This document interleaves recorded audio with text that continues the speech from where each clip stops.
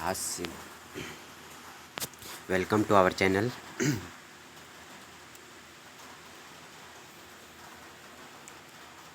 Question start करते हैं। Question number 181।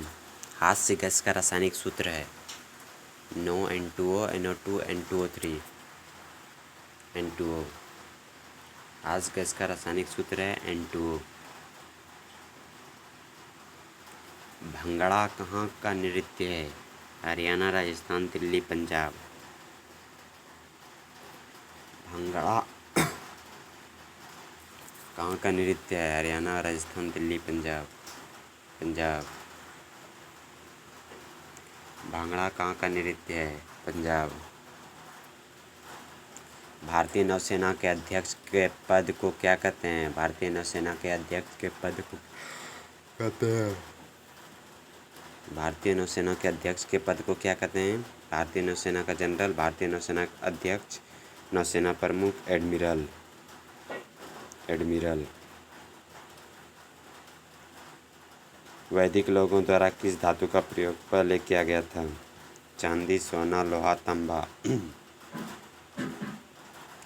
वैदिक लोगों द्वारा किस धातु का प्रयोग पहले किया गया था? चांदी, सोना, लोहा, तांबा।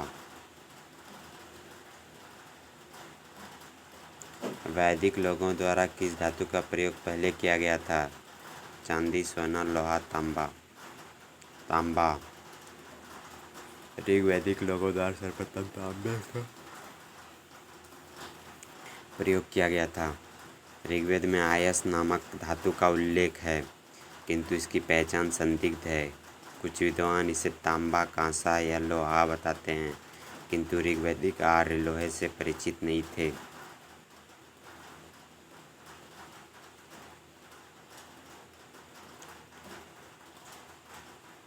बौद्ध धर्म ने समाज के दो वर्गों को अपने साथ जोड़कर एक महत्वपूर्ण प्रभाव छोड़ा।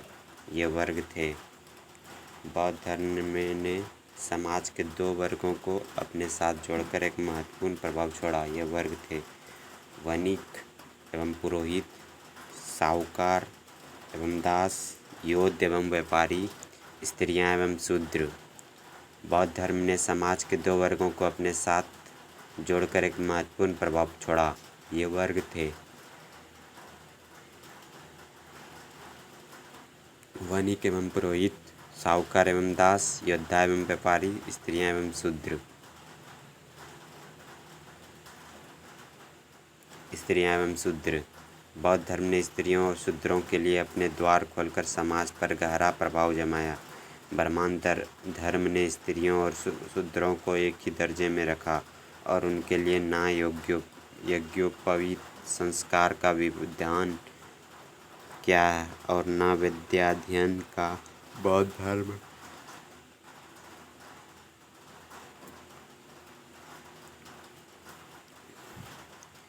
बौद्ध धर्म ग्रहण करने पर उन्हें इस अधिकारहीनता से मुक्ति मिल गई। चंद्रगुप्त मौर्य के बाद मौर्य सिंहासन पर निम्नलिखित में से कौन बैठा था? बिंबिसार, अशोक, बिंदुसार, विष्णुगुप्त। चंद्रगुप्त मौर्य के बाद मौर्य सिंहासन पर निम्नलिखित में से कौन बैठा था? बिंबिसार, अशोक, बिंदुसार, विष्णुगुप्त। बिंदुसार। चंद्रगुप्त मौर्य के बाद मौर्य सिंहासन पर बिंदुसार बैठा था।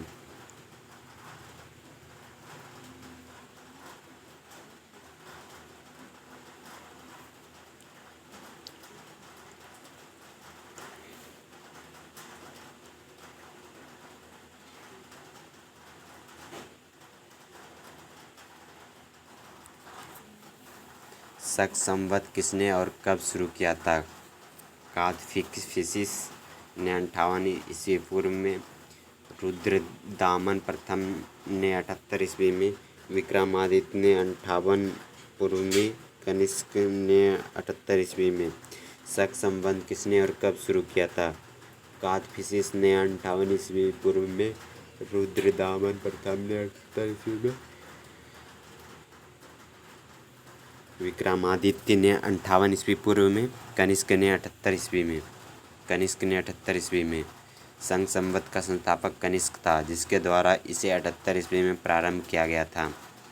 संघ संवत का संस्थापक कनिष्क था, जिसके द्वारा इसे 78 ईस्वी में प्रारंभ किया गया था। भारतीय संस्कृति का स्वर्ण युग था।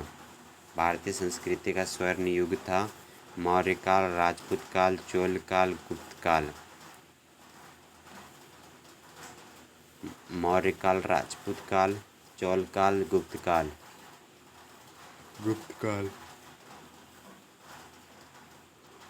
भारतीय संस्कृति का स्वर्ण युग गुप्त काल को माना जाता है। निम्नलिखित में से कौन सा युग सही मेल नहीं खाता?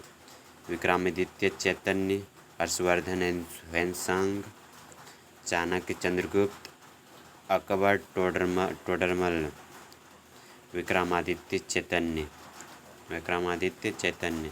ह्वेनसांग 636 ईस्वी में हर्षवर्धन की राजधानी कन्नौज आया था। चाणक्य अथवा कौटिल्य विष्णुगुप्त चंद्रगुप्त मौर्य का गुरु व प्रधानमंत्री था।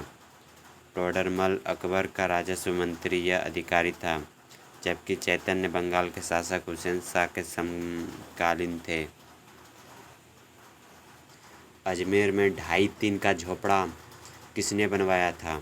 कुतुबुद्दीन ऐबक, अलाउद्दीन खिलजी, बलबन, मोहम्मद बिन तुगलक। अजमेर में 2.5 दिन का झोपड़ा किसने बनवाया था? कुतुबुद्दीन ऐबक, अलाउद्दीन खिलजी, बलबन, मोहम्मद बिन तुगलक। कुतुबुद्दीन ऐबक, अलाउद्दीन खिलजी।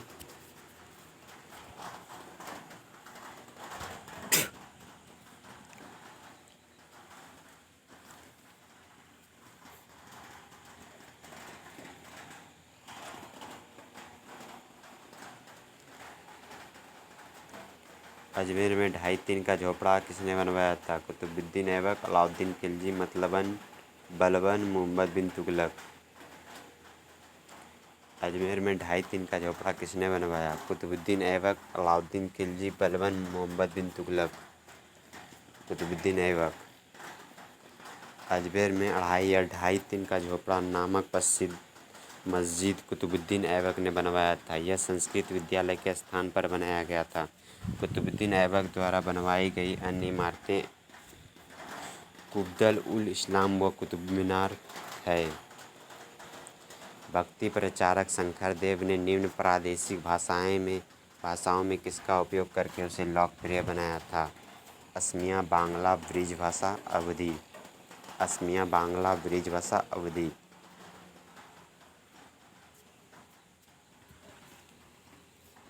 भक्ति प्रचारक शंकर देव ने निम्न प्रादेशिक भाषाओं में किसका उपयोग करके उसे लोकप्रिय बनाया था? असमिया। शंकर देव असम के महानतम धार्मिक सुधारक थे। इनका संदेश विष्णु या उनके अवतार कृष्ण के प्रति पूर्ण भक्ति पर केंद्रित था। इन्होंने असमिया भाषा का प्रयोग बहुवायत में कर उसे लोकप्रिय बनाया। शंकर देव असम के महानतम धार्मिक सुधारक थे। इनका संदेश विष्णु या उनके अवतार कृष्ण के प्रति पूर्ण भक्ति पर केंद्रित था। इन्होंने असमिया भाषा का प्रयोग बहुवायत में कर उसे लोकप्रिय बनाया। हाँ।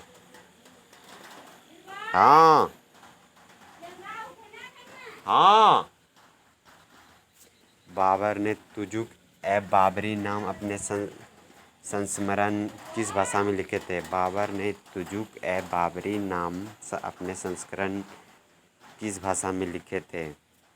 मंगोल, फारसी, तुर्की, अरबी। तुर्की। बाबर ने तुजुक-ए-बाबरी नाम अपने संस्मरण किस भाषा में लिखे थे? तुर्की। बाबर ने तुजुक-ए-बाबरी नामक अपना संस्मरण मूलतः तुर्की भाषा में लिखा था। इसमें भारत में मुगल साम्राज्य के संस्थापक जहीरुद्दीन मोहम्मद बाबर के जीवन की घटनाओं का उल्लेख किया गया है। इस पुस्तक में बाबर ने भारत का आर्थिक, सामाजिक, राजनीतिक व भौगोलिक स्थिति का वर्णन किया है। भौगोलिक वर्णन का छत्रपति शिवाजी को हराने के लिए औरंगजेब ने निम्न में से किसको भेजा था? राजा जसवंत सिंह, राजा मान सिंह, राजा भगवान दास, राजा जय सिंह। छत्रपति शिवाजी को हराने के लिए औरंगजेब ने निम्न में से किसको भेजा था? राजा जसवंत सिंह, राजा मान सिंह, राजा भगवान दास, राजा जय सिंह। राजा जय सिंह। छत्रपति शिवाजी को हराने के लिए औरंगजेब ने राजा जय सिंह को भेजा था। दोनों के मध्य पुरंदर की संधि जून 1665 ईस्वी को हुई। छत्रपति शिवाजी को हराने के लिए औरंगजेब ने निम्न में से किसको भेजा था? राजा जय सिंह। छत्रपति शिवाजी को हराने के लिए औरंगजेब ने राजा जय सिंह को भेजा था। दोनों के मुख्य पुरंदर को संधि जून 1665 ईस्वी को हुई।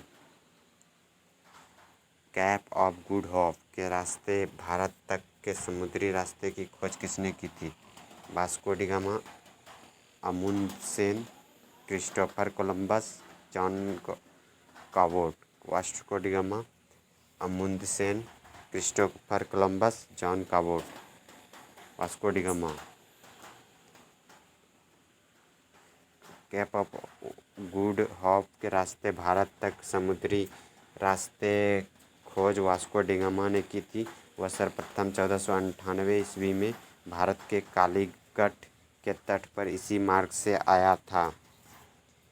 तथाकथित कालकोठरी दुर्घटना किस बात का उल्लेख करती है? अंग्रेज कैदियों के सिर को काले नकाब से ढकना। 123 अंग्रेजों की एक छोटे से कमरे में तथाकथित कैद, जिसके परिणाम स्वरूप उनमें से अधिकांश की मृत्यु हो गई। अंग्रेज कैदियों को एक पैलेस में बंद करके रखना। अंग्रेज महिलाओं और बच्चों को बिना खिड़की वाले कमरे में कैद करना। तथाकथित कालकोठरी दुर्घटना किस बात का उल्लेख करती है? अंग्रेज कैदियों के सिर को काले नकाब से ढकना।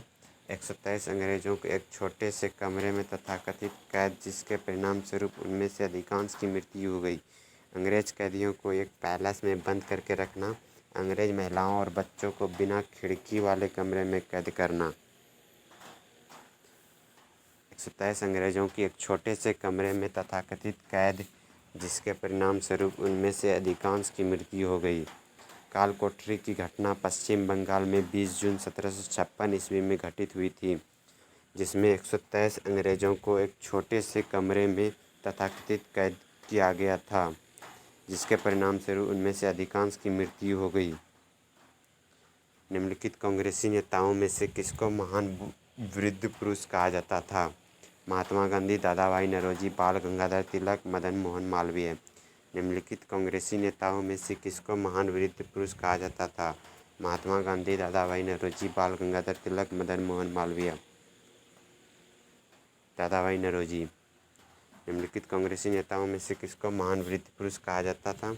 दादाभाई नौरोजी। दादाभाई नौरोजी का महान वृद्ध पुरुष grand old man of India कहा जाता है। यह प्रथम भारतीय थे जिन्हें 1892 ईस्वी में जब उदारवादी दल की ओर से ब्रिटेन के हाउस ऑफ कॉमन्स का सदस्य चुना गया। इन्होंने ही सर्वप्रथम भारत में राष्ट्रीय आय के आंकड़ों का गणना करने का प्रयास किया। इन्होंने रहनुमाई सभा तथा ईस्ट इंडिया एसोसिएशन की स्थापना की तथा 1867 से 1868 ईस्वी में अपनी रचना poverty and un British rule in India में धन का अपवाहन सिद्धांत प्रस्तुत किया, जिसमें यह दर्शाया कि किस प्रकार भारतीय उन ब्रिटेन द्वारा लूटा जा रहा था। यूएसए में सैन फ्रांसिस्को के गदर पार्टी का संस्थापन किसने किया था? लाला हरदयाल, लाला लाजपत राय, अजित सिंह, विपिन चंद्र पाल। यूएसए में सैन फ्रांसिस्को में गदर पार्टी का स्थापना किसने किया था? लाला हरदयाल, लाला लाजपत राय, अजित सिंह, विपिन चंद्र पाल। लाला हरदयाल, लाला लाजपत राय, अजित सिंह, विपिन चंद्र पाल। लाला हरदयाल।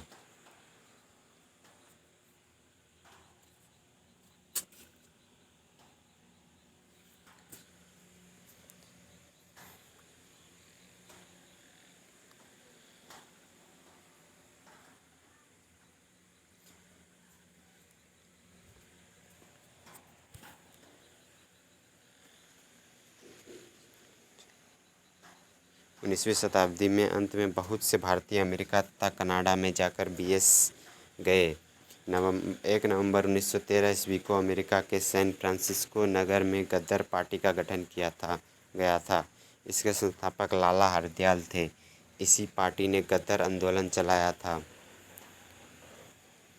भारत में राजस्व एकत्र करने के अस्थायी बंदोबस्त की प्रणाली शुरू की गई थी। लॉर्ड कर्जन द्वारा, लॉर्ड डलहौजी द्वारा, लॉर्ड हेस्टिंग्स द्वारा, लॉर्ड कॉर्नवालिस ने वार्षिक लगान के स्थान पर 1719 ईस्वी में 10 वर्षीय लगान व्यवस्था लागू की और घोषणा की गई कि कोर्ट ऑफ डायरेक्टर्स से स्वीकृति प्राप्त हो जाने पर इसी व्यवस्था को स्थायित्व प्रदान किया जाएगा। डायरेक्टरों की स्वीकृति मिलने के बाद 22 मार्च 1793 ईस्वी को 10 वर्षीय प्रबंध अस्थायी कर दिया गया। भू राजस्व की यही व्यवस्था इस्तमरारी बंदोबस्त या स्थायी बंदोबस्त के नाम से जानी जाती है। द्वैध शासन किस गवर्नमेंट ऑफ इंडिया एक्ट द्वारा लागू किया गया था? 1909, 1919 के 1935 उपयुक्त में से किसी से भी नहीं। द्वैध शासन किस गवर्नमेंट ऑफ इंडिया एक्ट द्वारा लागू किया गया था? 1909, 1990 के 1935 के उपयुक्त में से किसी से भी नहीं। 1919 के 1919 अधिनियम में द्विशासन धारणा तत्कालीन भारत सचिव लॉर्ड मॉन्टेग्यू की देन थी। तत्कालीन वायसराय लॉर्ड चेम्सफोर्ड के कारण 1890 के अधिनियम को मॉन्टेग्यू चेम्सफोर्ड सुधार भी कहा जाता है। इसी अधिनियम के द्वारा राज्यों में द्वैध शासन की स्थापना की गई। राज्यों में यह द्वैध शासन की व्यवस्था अप्रैल 1921 से अप्रैल 1937 तक लागू रही। जब स्वतंत्रता के माउंटबेटन योजना स्वीकार की गई उस समय भारतीय राष्ट्रीय कांग्रेस का अध्यक्ष कौन था? जब स्वतंत्रता के माउंटबेटन योजना स्वीकार की गई उस समय भारतीय राष्ट्रीय कांग्रेस का अध्यक्ष कौन था? जवाहरलाल नेहरू, सरदार पटेल, मौलाना आज़ाद, आचार्य जे.बी. कृपलानी। जिस समय माउंटबेटन योजना स्वीकार की गई थी उस समय भारतीय राष्ट्रीय कांग्रेस के अध्यक्ष आचार्य जे.बी. कृपलानी थे। जब स्वतंत्रता की माउंटबेटन योजना स्वीकार की गई उस समय भारतीय राष्ट्रीय कांग्रेस का अध्यक्ष कौन था? आचार्य जे.बी. कृपलानी। जिस समय माउंटबेटन योजना स्वीकार की गई थी उस समय भारतीय राष्ट्रीय कांग्रेस के अध्यक्ष आचार्य जे.बी. कृपलानी थे।